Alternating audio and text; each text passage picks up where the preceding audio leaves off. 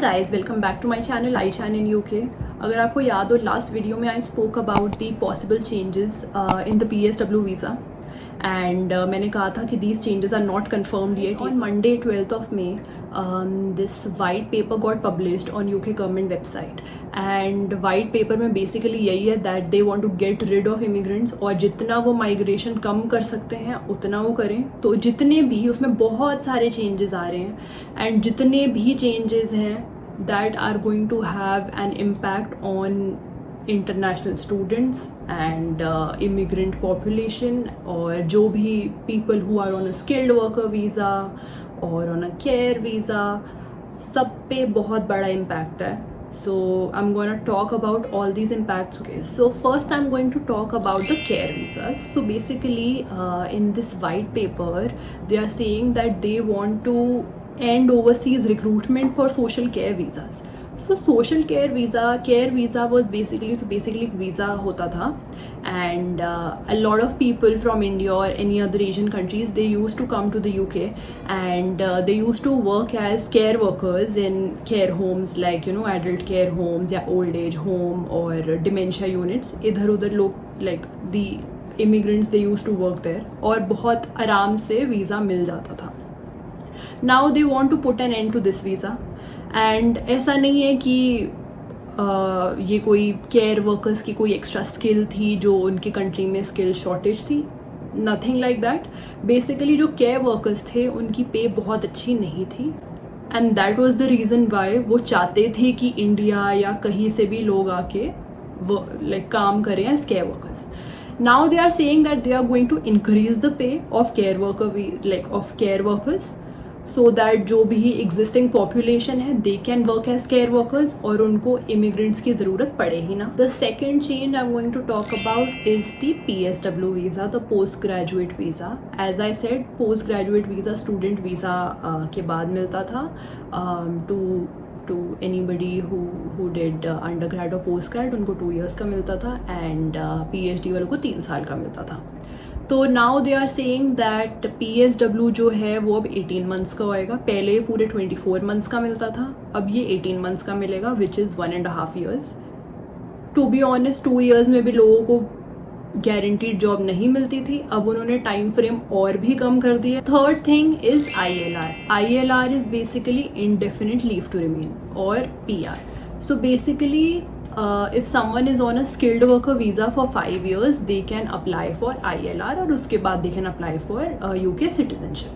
तो अब इस वाइट पेपर में UK गवर्नमेंट का ये एक नई पॉलिसी आएगी दैट ILR के लिए एलिजिबल होने के लिए you have to be in the UK for 10 years. कि स्किल्ड वर्कर पे you have to be for 10 years.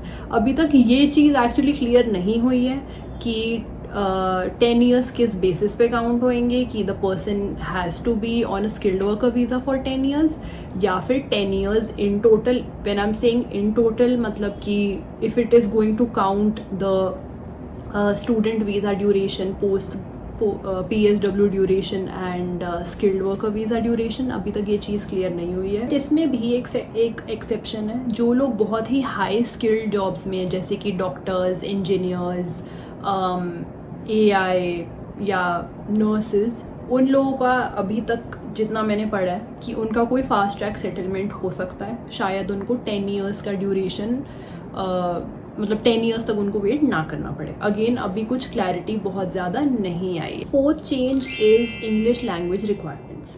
So it says introduce new English language requirements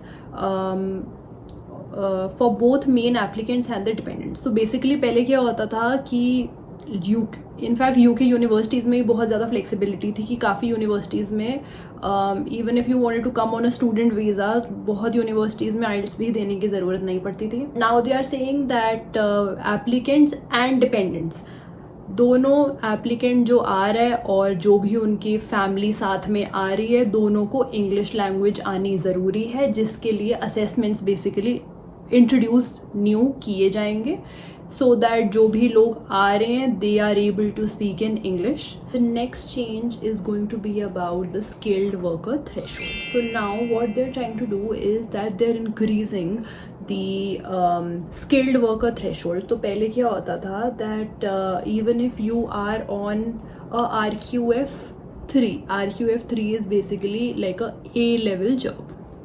तो पहले A level job like RQF3 पे भी you used to get skilled worker visa. Now what they're trying to do is that they are increasing the level from RQF3 to RQF6. So basically it needs to be a graduate level role or above. तो पहले अगर ऐसी भी कोई 6 से नीचे वाली भी होती थी तो वो स्किल्ड वर्कर वीज़ा तब भी मिल जाता था. अब अगर वो जॉब 5 पे भी आ रही है वो नहीं मिलेगी. It needs to be on a graduate level that is RQF6. And they want to get rid of the immigration salary list. So basically जो इमिग्रेशन सैलरी लिस्ट होती थी उसमें क्या होता है कि there were certain occupations and for example if you fall under one of the category तो your employer was able to sponsor you on discounted rates की like for example the salary threshold is 38,900 or whatever and तुम्हारी occupation उस salary list में आती है. So they were still able to sponsor you अगर 38,700 से कम salary होती है basically on discounted rates. Now they are saying that they want to get rid of that as well. Salary threshold increase करने के अलावा they are also going to increase the immigration skills charge. So basically immigration skills charge is a fee that UK employers need to pay when they assign a certificate of sponsorship. So what this means is कि in order to get a skilled worker visa जो भी employer होता है जो भी company होती थी उनको स्किल्ड वर्कर वीज़ा देने के लिए दे हैड टू पे a certain fee for that certificate of sponsorship. So now they are saying is that they are going to increase this fee by 32%. What this means for you कि पहले तो वैसे भी in general UK में job एक skilled worker visa मिलना इतना मुश्किल है.